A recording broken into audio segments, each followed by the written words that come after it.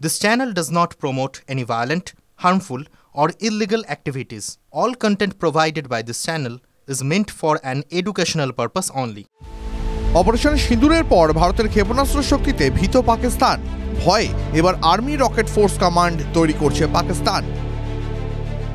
নতুন বাহিনীর ঘোষণা করলেন খোদ পাক প্রধানমন্ত্রী শাহবাজ শরীফ। ইসলামাবাদে অনুষ্ঠিত মার্কা-ই-হক অনুষ্ঠানে পাকিস্তানের প্রধানমন্ত্রী শাহবাজ শরীফ নতুন পাক সেনাবাহিনীর রকেট ফোর্স কমান্ড গঠনের ঘোষণা করেন। পাকিস্তানের স্বাধীনতা দিবসের প্রাক্কালে জিন্নাহ স্পোর্টস স্টেডিয়ামে এই নতুন বাহিনী তৈরির কথা জানান। সেখানে উপস্থিত ছিলেন প্রেসিডেন্ট আসিফ আলী জারদারি, সেনাপ্রধান ফিল্ড মার্শাল আসিম মুনির, জেনারেল শাহিদ শামশাদ মির্জা সহ আরও অনেকে। পাক প্রধানমন্ত্রী ওই অনুষ্ঠানে দাবি করেন যে ভারতের আগ্রাসনের জবাব মাত্র 4 দিনে দিয়েছে পাকিস্তান। এর জন্য তিনি সেনাপ্রধান আসিম মুনির, জেনারেল শাহিদ শামশাদ, অ্যাডমিরাল নভীদ আশরাফ ও এয়ার চিফ মার্শাল জাহির আহমেদ বাব্বারকে কৃতিত্ব দেন।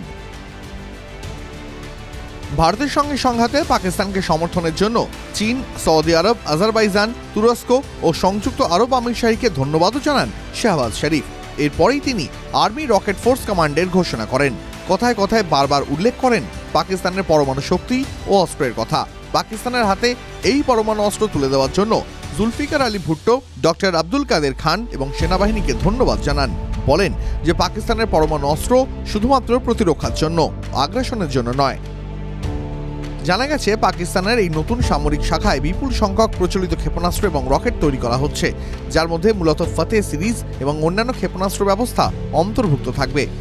অপারেশন সিঁদুরে ভারতের কাছে যেভাবে ধরাশায়ী হয়েছে পাকিস্তান, তাতেই ভীত, লজ্জিত পড়শি দেশ। ভারতের ক্রমবর্ধমান ক্ষেপণাস্ত্র ক্ষমতা পাকিস্তানকেও এই পদক্ষেপ নিতে বাধ্য করেছে। সূত্রের খবর, এই নয়া সামরিক বাহিনী পাকিস্তানের আর্মি স্ট্র্যাটেজিক ফোর্স কমান্ড বা ASFCর সমান্তরালে কাজ করবে। তবে এতে পারমাণবিক অস্ত্রের পরিবর্তে কেবলমাত্র প্রচলিত ক্ষেপণাস্ত্র এবং রকেট অন্তর্ভুক্ত থাকবে।